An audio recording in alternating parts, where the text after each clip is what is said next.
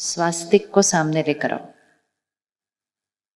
आ गया सामने स्वास्तिक चिन्ह? आ गया क्लियर? सुबह, दोपहर, शाम, रात चक्र घूमता रहता है। समय एक चक्र है, इसीलिए उसको काल चक्र कहा जाता है।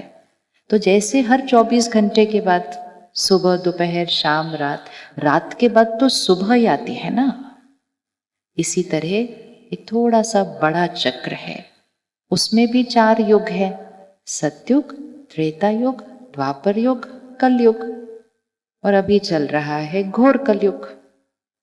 जब हम एक ऐसा सृष्टि पर ऐसा समय आ जाए जब हम धर्म के नाम पर युद्ध करने लग जाएं, वो धर्म जो हमारे अंदर पवित्रता, सात्विकता, एकता, सम्मान, प्यार लाता है, हम उस धर्म के नाम पर अगर युद्ध करने लग जाते हैं तो वो कलयुग नहीं, वो घोर कलयुग है। लेकिन फिर घोर कलयुग के बाद क्या आएगा? घोर कलयुग के बाद क्या आएगा? घोर रात्रि के बाद क्या आता है? सवेरा। वो सत्युग को ही तो राम राज्य कहा जाता है, वो सत्युग को ही तो स्वर्णिम भारत कहा जाता है। तो अब स्वास्तिक को सामने लेकर आइए, हम उसको ऐसे बनाते हैं, फिर हम उसमें बिंदी लगाते हैं। पहली बिंदी कहाँ आती है? करिए, उंगली रखिए, पहली बिंदी कहाँ आती है? इधर। ऐसे नहीं कहीं भी बिंदी लगा सकते, ऐसा नहीं है। पहली बिंदी कहाँ आएगी? इधर। मतलब मैं आत्मा पहले सतयुग में थी, फिर मैं आत्मा त्रेता युग में आई, फिर मैं आत्मा द्वापर युग में आई, अब मैं आत्मा कलयुग में हूं। तो जो सतयुग है उसका हाथ ऐसे है, तो स्वास्तिक का पहला हाथ कैसे है? करिए, कैसे है? ऐसे है, ऐसे, ये ऐसे है ना, ये है। ये हाथ क्या कर रहा है? ये हाथ क्या कर रहा है? रखोगे हाथ? रखो। ये हाथ क्या कर रहा है? क्या कर रहा है? देने वाला हाथ है, दुआएं देने वाला हाथ है, ये देवी देवताओं का हाथ है, इसलिए ये सतयुग है। फिर दूसरे भाग में हाथ क्या हो गया?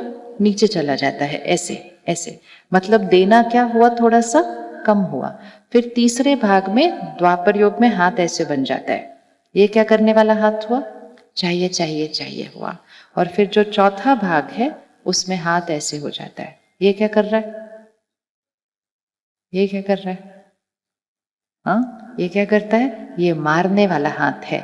हम कलयुग में किसको मारते हैं सारा दिन? उंगली रखो, किसको मारते हैं हम सारा दिन? हाँ, खुद को मारते हैं। कैसे मारते हैं? एक एक सोच से मारते हैं।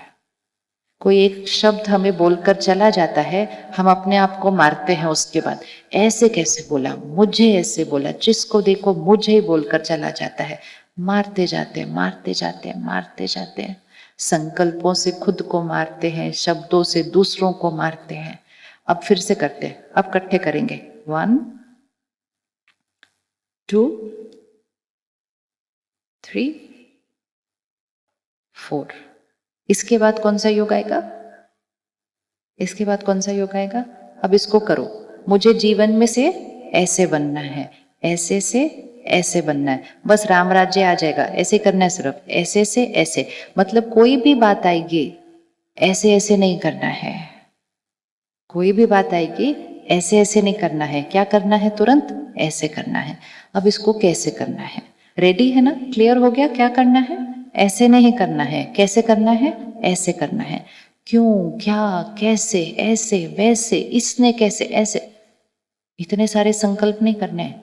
ये सारे संकल्प करके हम खुद को भी मारते हैं और अपनी वाइब्रेशन से उनको भी मारते हैं और अपनी वाइब्रेशन से वातावरण को भी दूषित करते हैं। तुरंत एक ही संकल्प में दुआ देनी है। हमारे संकल्प, हमारी थॉट्स, हमारी फीलिंग्स, उसका रचयिता कौन? हम या परिस्थिति? कौन किसके कंट्रोल में है? मेरे कंट्रोल में या परिस्थिति के कंट्रोल में? बोलिए, आपने आंसर देना है। मेरी थॉट्स किसके कंट्रोल में, मेरे या परिस्थिति? पक्का? अब आज की फिर भाषा देखो कौन सी बदलनी है। उनकी वजह से गुस्सा आया, बच्चों की वजह से चिंता होती है, उसने शब्द ऐसा बोला तो हर्ट तो होना ही था। ये सारी भाषा, उंगली किस तरफ जा रही है? उंगली किस तरफ जा रही है? छोटी छोटी बातों में उंगली इधर रखते हैं, और कुछ जीवन में बड़ी बात आ जाती है तो उंगली किस पर रखते हैं? रखो। उसकी वजह से भगवान ने मेरे साथ ऐसा कर दिया, तो या तो उंगली इधर इधर इधर, बड़ी बात में उंगली उधर, सिर्फ उंगली किस पर नहीं रखते कभी भी? राजयोग मतलब ये स्वराज्य। चाहे छोटी बात हो उसके लिए भी मैं आत्मा जिम्मेवार हूं, और चाहे जीवन में कोई बहुत बड़ी बात आ जाए उसके लिए भी मैं आत्मा जिम्मेवार हूं, क्योंकि मेरे जीवन में जो कुछ आ रहा है वो मेरे कर्मों के परिणाम से आ रहा है।